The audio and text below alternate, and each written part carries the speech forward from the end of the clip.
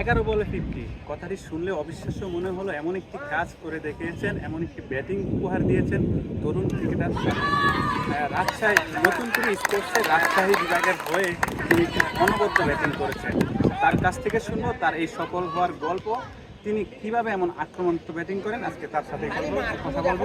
আমার সাথে আছে সাজিদ। কেমন আছেন? আছি আলহামদুলিল্লাহ ভালো।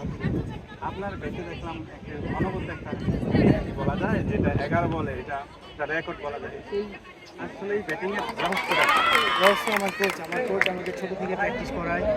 আজ থেকে প্রায় 5-6 বছর আগে থেকে প্র্যাকটিস করায়। সে আমাকে ছোটো থেকেই এই বিধ্বংসী ব্যাটিং করার একটা প্রক্রিয়া দিয়ে দিয়েছে। আমি দেখেছি মাঠের শুরু থেকে আপনি যেভাবে ব্যাটিং করেন, একটা আগ্রাসী মনোভাব নিয়ে। এই ব্যাটিংয়ের মূল কারিগর কি? মূল কারিগর এমবি সোহেল রানা। সে আমাকে ছোটো থেকে প্র্যাকটিস করায় এবং সে খুব আক্রমণাত্মকভাবে ব্যাটিং করার নির্দেশ দেন এবং পজিটিভ থাকার, যে যদি মারার বল দেয় কখনোই আমি সেটা মিস করবো না, মারিয়ে দেবো। আউট হলে আউট হতেই পারে, সেটা ক্রিকেটের অংশ। মানুষের স্বপ্নের জায়গা মিরপুরের প্রভাব ক্রিকেট। এখানে আপনি এমন সুন্দর একটা ব্যাটিং করেছেন, কেমন লাগছে? আলহামদুলিল্লাহ খুবই ভালো। তবে আমি ধন্যবাদ দিতে চাই ক্রীড়ামন্ত্রী আমিনুল হক এবং প্রধানমন্ত্রী জনাব তারেক রহমান স্যারকে, যে আমাদেরকে মিরপুরে খেলার মধ্যে সুযোগ করে দেওয়ার জন্য। এবং তারা এই উদ্যোগটি নেওয়ার কারণে আমাদের তরুণ খেলতে পারছে, মাদক থেকে দূরে থাকছে। এই টুর্নামেন্ট হয়তোবা অনেক তরুণ, আপনাদের মতো অনেক তরুণ ক্রিকেটাররা যারা তাদের সাফল্য, তাদের সামর্থ্য প্রমাণ করার জায়গায় মনে হয় কিনা, কি মনে হয় আপনার কাছে? জি, অনেক যারা যারা পারে তারা চেষ্টা করবে পূরণ করার। প্রতিদিন তো আর সবাই খেলবে না, প্রতি এক দিন এক একজন খেলবে। তবে যে খেলবে খেলার জন্যই কিন্তু আমাদের এই সিস্টেমটা তৈরি করে দিয়েছে মাননীয় প্রধানমন্ত্রী। তবে আমরা খেলতে চাই এবং ভালো পারফর্ম করতে চাই। নিজের স্বপ্ন কি? আপনি নিজেকে কোথায় দেখতে চান? নিজের স্বপ্ন আমি ন্যাশনাল টিমে শুধু খেলা না, ন্যাশনাল টিমে ডমিনেট করে খেলা এবং দীর্ঘদিন খেলা। আইডল কে আপনার?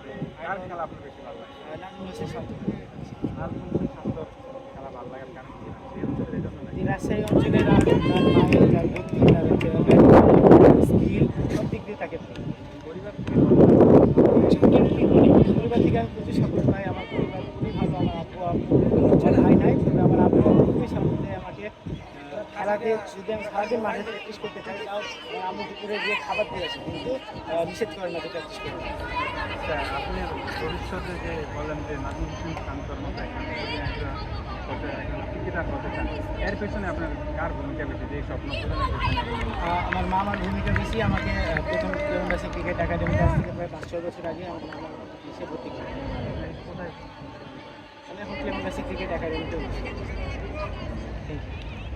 সাফল্য কামনা জি, করে।